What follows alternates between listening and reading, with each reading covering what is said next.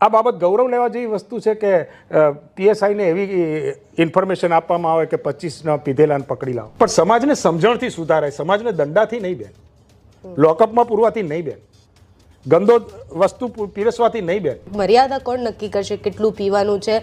આપણે જે મર્યાદાની વાત કરીએ છીએ એ મર્યાદા ચૂકી જવાય છે ઘણી બધી વાર, અને આપણે એવા કિસ્સા જોયા છે બહુ.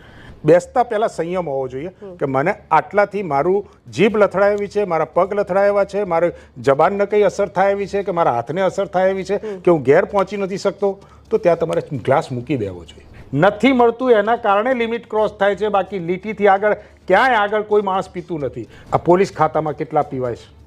PCR વાનમાં તમે પકડ્યા, દારૂનો નાશ કરતી વખતે પોલીસ કર્મચારી એની ગાડીમાં દારૂ મૂકતા પકડ્યા, પોલીસ કમિશનર કચેરીની બહાર પકડ્યા, સ્ટેડિયમ ચોકીમાં પકડ્યા. જ્યારે સરકારના માણસો પીવે તો એ માણસ પીનાર જ પીનારને પકડશે તો ક્યાં મેળ પડશે?